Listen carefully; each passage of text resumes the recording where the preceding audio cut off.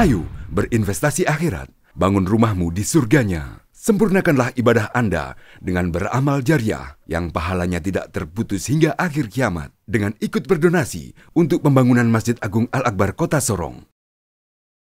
Bismillahirrahmanirrahim. Assalamualaikum warahmatullahi wabarakatuh. Alhamdulillahi rabbil alamin alladhi ahyana ba'dama amatana wa ilaihin nusyur. Alladhi unzila bihil Qur'an hudan linnas wa bayinatin minal huda wal furqan. Wassalatu wassalamu ala asrafil anbiya'i wal mursalin wa ala alihi wa ashabihi wa man tabi'ahum bi ihsanin ila yaumiddin. Wa ba'du qala Allah Ta'ala fi kitabihil karim. A'udzu billahi minasy syaithanir rajim. Bismillahirrahmanirrahim. Inna 'alaina jam'ahu wa qur'anahu fa iza qara'nahu fattabi' qur'anahu summa inna 'alaina bayana. Sadaqallahul azim. Ikhwanal muslimin wal muslimat, sidang jamaah subuh yang insyaallah sama-sama dimuliakan dan dirahmati oleh Allah Subhanahu wa taala. Bersyukur kita kepada Allah, baru saja kita menunaikan salah satu kewajiban kita kepada Allah Subhanahu wa taala, yakni pelaksanaan ibadah salat subuh secara berjamaah, dan kita awali dengan salat yang merupakan tatawuf, yaitu 2 rakaat salat subuh ya.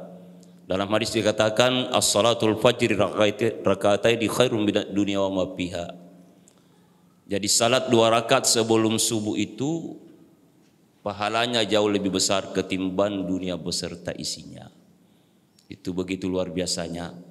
Ya, maka salah satu umat yang diistimewakan oleh Allah Subhanahu wa taala adalah umatnya Rasul, karena bisa dilipat gandakan pahalanya setiap dia melaksanakan ibadah. Selanjutnya bersalawat kita kepada baginda Rasul sallallahu alaihi wasallam. Mudah-mudahan dengan salawat itu insyaallah kita termasuk umat yang memperoleh syafaatnya nanti di yaumil kiamat. Jamaah subuh yang berbahagia, malam hari ini atau subuh yang berbahagia ini Allah pertemukan kita di malam yang ke-17 daripada bulan suci Ramadan. Berarti kita teringat satu peristiwa yang dialami oleh kekasih kita baginda Rasul sallallahu alaihi wasallam ketika beliau ya, diberikan oleh Allah Subhanahu wa taala, yaitu Al-Qur'anul Karim, dengan perantaraan yaitu Ruhul Amin, yaitu Jibril alaihissalam, untuk membawa firman Allah yaitu Al-Qur'an. Al-Qur'an yang saya hormati ya, diturunkan oleh Allah Subhanahu wa taala itu pada bulan suci Ramadan. 185 surah Al-Baqarah menyampaikan syahrul Ramadan alladzi unzila fihil Qur'an. Ya. Jadi Allah menyampaikan kami turunkan Al-Qur'an itu pada bulan Ramadan. Ya. Kenapa bukan di bulan-bulan lain? Misalnya saja, kenapa dia pra Ramadan yaitu Sa'ban, atau pasca Ramadan yaitu Syawal? Ya. Kenapa sampai ditempatkan di Ramadan jamaah dimuliakan Allah?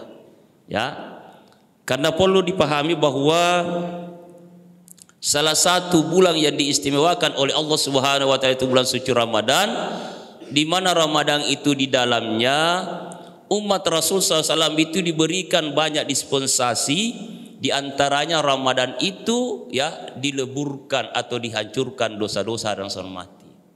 Nah, sehingga dengan latar belakang daripada persoalan ini juga Allah Subhanahu wa taala menurunkan Al-Qur'an kepada Nabi kita Muhammad sallallahu alaihi wasallam berjarak kurang lebih sekitar 6 kilo dari Al-Haram, yaitu namanya Jabal Nur.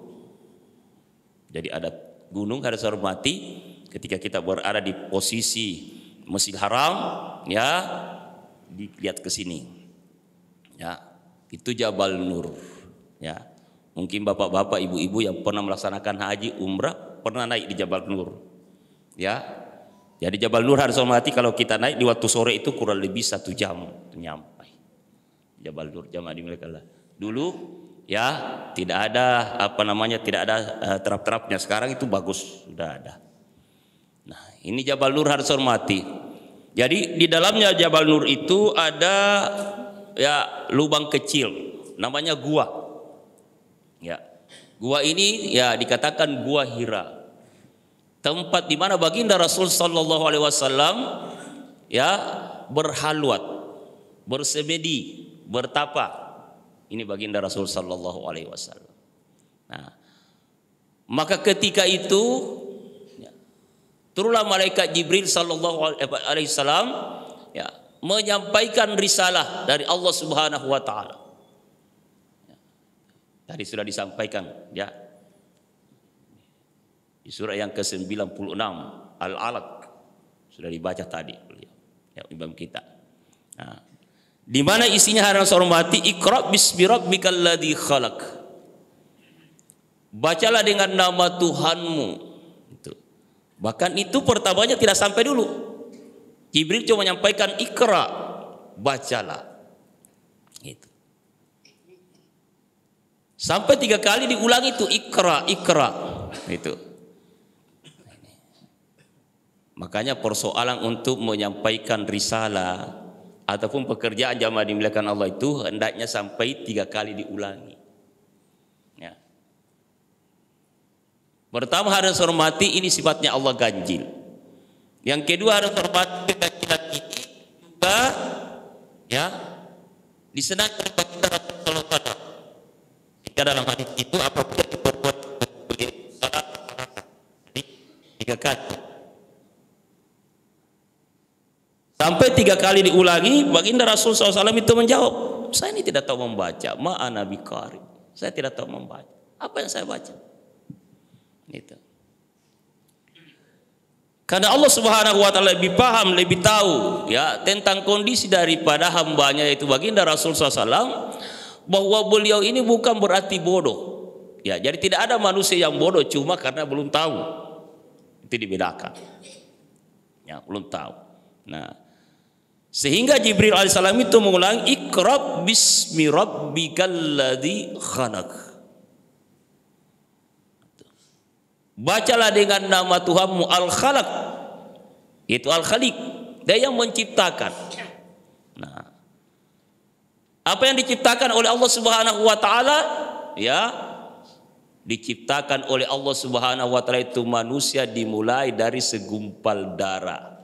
Ya. Ada penafsiran lain jamaah dimuliakan Allah, ya. Lebih awalnya lagi dari setetes air, lebih awalnya lagi dari tanah. Ini harus hormati. Nah. Dan ayat ini jamaah dimuliakan Allah ada hubungannya dengan surah Yasin. Itu. Ini yang kadang-kala mohon maaf ya kita kurang meneliti, ya. Dalam Al-Quran jamaah dimuliakan Allah Subhanahu wa taala, begitu rapinya ciptaan Allah terhadap umat manusia diawali dengan Iqra ini. Bacalah dengan nama Tuhanmu yang menciptakan engkau dari segumpal darah. Itu. Dengan apa lagi? Allama bil qalam, dengan mata pena, dengan kalamnya sendiri jamaah dimuliakan Allah. Allamal insana ma lam ya'lam, ya, kepada manusia malam ya'lam itu apa-apa yang dia tidak tahu. Nah, maka ketika kita menarik tafsir ini harus hormati. Dalam tafsir Sawi jelaskan bahwa hubungannya tadi dengan surah Yasin. Awalam yaral insanu anna khalaqnahu min nutfah fa idza huwa khasimun mubin. Apakah manusia itu dia tidak pernah mengira, tidak pernah dia berpikir bahwa dia diciptakan dari setetes air? Harus hormati. Ya kan? Kita semua ini. Nah, tapi dia sendiri tidak sadar jamaah dimuliakan Allah, bahkan dia melawan dengan melawan Allah dengan nyata. Nah, semestinya ikhwanul kiram begitu kita diberikan Al-Qur'an, ya kan? Maka Allah sampaikan jadikan Al-Qur'an itu sebagai pedoman, jadikan Al-Qur'an itu sebagai pola cara kita ya berpikir, cara kita hidup, apapun. Kenapa? Karena sifat daripada Al-Quran ini sifat universal, sifat menyeluruh jamaah dimuliakan. Tidak punya sekat, tidak membeda-bedakan siapapun jamaah dimuliakan, siapapun, silakan. Nah, itu yang pertama. Yang kedua jamaah dimuliakan Allah Subhanahu wa taala, fungsinya Al-Qur'an itu apa? Ya. Fungsinya Al-Qur'an itu ya sudah dijelaskan oleh Allah di lanjutan 185 itu hudal linnas. Menjadi petunjuk bagi manusia. Ya kan? Ya tentu secara spesifik ya hudal lil muttaqin, ya kan? Menjadi petunjuk bagi orang-orang yang bertakwa. Gitu. Nah, ketika kita jadikan petunjuknya Al-Quran, harus hormati, yakin Bapak dan Ibu ya bahwa dengan Al-Quran ini bisa menyelamatkan kehidupan kita dunia, terlebih-lebih insya Allah kehidupan akhirat. Itu. Karena seandainya tanpa dengan Al-Quran kita tidak bisa membedakan itu, mana yang baik, mana yang buruk, mana yang halal, mana yang haram, mana yang hak, mana yang batil, kita tidak bisa. Nah, maka kehadiran Al-Quran ini alhamdulillah kita selaku umatnya Rasulullah SAW itu merasa bersyukur. Gitu. Dapat kita bayangkan Bapak dan Ibu yang saya hormati, andai kata Allah Subhanahu wa taala tidak menurunkan Al-Quran kepada kita, satu, ya, kita tidak tahu ke mana. Ya. Kemudian walaupun manusia jamaah dimuliakan Allah Subhanahu wa taala itu dianggap lemah, dianggap jahil itu, tapi tetap masih dipercaya oleh Allah untuk menerima Al-Quran. Coba kalau Allah Subhanahu wa taala turunkan Al-Quran itu kepada gunung, hancur itu gunung. Dalam surah Al-Hasr dikatakan, ya, "Lau anzalna hadzal Qur'ana 'ala jabal la ra'aitahu khashi'an mutasaddian min khasyatillah." Itu. Coba kalau Al-Qur'an diturunkan kepada gunung itu, hancur gunung itu jamaah dimuliakan Allah. Nah, itu. Tapi justru Allah Subhanahu wa taala lebih paham, lebih tahu, ya, bahwa kekasihku yang saya hormati, saya berikan ini adalah pilihan yang terbaik. Ya, makanya ditempatkan di bulan yang terbaik, di malam yang terbaik, di tempat yang terbaik, diberikan kepada orang yang terbaik. Yang bawa Al-Quran ini kan bukan manusia, Pak Bu, ya kan? Bukan sembarang malaikat, bahkan pemimpinnya malaikat. Sayyidul Malaika itu Jibril alaihissalam. Ya. Maka ketika Al-Quran kita terima jamaah dimuliakan Allah Subhanahu wa taala, ya tentu kita bertanya-tanya, kok Al-Quran bisa dihafal? Nah, kita lihat yang di viral itu. Umur berapa tahun, Pak, bisa hafal Al-Quran? 7 tahun kan? Umur 7 tahun jamaah dimuliakan Allah Subhanahu wa taala itu bisa hafal Al-Quran. Ya kan? Kenapa? Karena tidak ada yang mustahil bagi Allah Subhanahu wa taala. Ketika bisa memberikan pemahaman kepada seorang itu, bayangkan saja huruf daripada Al-Quran jamaah dimuliakan itu 1.270.000, 27.000, 1.027.000. Itu 1 juta ya 27.000 hurufnya Al-Quran. Tidak bisa kita ragukan. Kenapa? Ya, kan Allah sudah berikan jaminan, ada sertifikasi kan dalam Al-Quran itu. Di mana letaknya sertifikasi daripada Al-Quran ini? Sering kita baca, kita bisa buka surat yang kedua, Quran surat yang kedua, ayat yang kedua. Zalikal kitab la raib.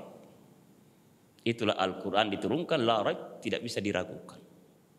Inasal mati, ya kan? Nah, maka oleh karena itu ketika ada orang yang meragukan Al-Quran, wah, ini ada kekhawatiran ya dari penerimaannya. Karena memang Allah Subhanahu wa taala berikan Al-Quran itu di Quran surat 35 ayat yang ke-32, surah Fatir ayat yang ke-32. Dan tidak semuanya Al-Quran itu diterima oleh hamba jamaah dimuliakan Allah Subhanahu wa taala itu dengan sama, berbeda-beda. Ya kan? Sebagaimana Allah menyampaikan summa aurasnal kitabal ladzina astafaina min ibadina faminhum zalimun li nafsi. Kemudian kami wariskan kepada hamba-hamba kami. Itu kata Allah. Min ibadina. Ya, faminhum zalimun li nafsi. Ada di antara mereka itu menerima Al-Qur'an itu zalimun li nafsi. Sambil dia menerima Al-Qur'an tapi lagi dia menzalimi. Ini dia malaikat Allah. Menerima Al-Quran tapi dia menzalimi diri. Tahu bahwa Al-Quran itu ada aturan di situ halal, ada aturan di situ haram, tapi malah dia lebih senang kepada yang haram. Tahu bahwa ketika dalam Al-Quran jamaah dimuliakan ada hukuman. Satu contoh saja yang ringan, jamaah dimuliakan Allah, ya, orang yang mencuri itu kan dipotong. As-sarikatu was-sarikatu faqta'u. Apanya dipotong? Aydiyahuma. Tangannya jamaah dimuliakan Allah. Itu hukum Al-Quran.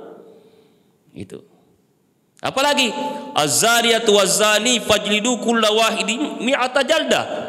Itu dicambuk sampai 100 kali. Ada aturan? Ada mati. Tidak ada kan aturan kita di sini? Coba kalau lewat Al-Quran. Nih. Tapi dilakukan jamaah dimuliakan Allah. Bahkan anjuran Al-Quran jangankan dilakukan, namanya zina, didekati saja tidak bisa. Surah yang ke-17 Al-Quran itu, surah Isra ayat yang ke-32, ya kan? Wala taqrabuz zina innahu kana fahisatan wa sa'a sabila. Jangan engkau dekati zina karena sungguhnya zina itu adalah perbuatan keji, perbuatan yang tidak disenangi. Karena jalannya yang tidak baik. Ini. Itu ada orang yang menerima zalimul li nafsi. Yang kedua jamaah dimuliakan Allah, ada orang yang menerima Al-Quran itu muktasid. Apa itu muktasid? Fikti-fikti. Kalau menurut kata otaknya dia terima Al-Quran, kalau tidak dia tolak. Zalim itu fikti-fikti harus hormat. Nah, yang ketiga harus hormati, ada orang yang menerima Al-Quran itu sabikum bil khairat biiznillah zalika huwal fawzul kabir. Gitu. Ada orang yang menerima Al-Quran itu sabik. Apa itu sabik? Dipertandingkan, dimusabakakan, diperlombakan. Itu kata-kata musabakah itu kan sabik, ya kan? Sabikum bil khairat biiznillah. Diperlombakan jamaah dimuliakan Allah. Kenapa? Karena dia paham betul bahwa Al-Quran ini pedoman hidup. Al-Quran ini menjadi sahabat setia.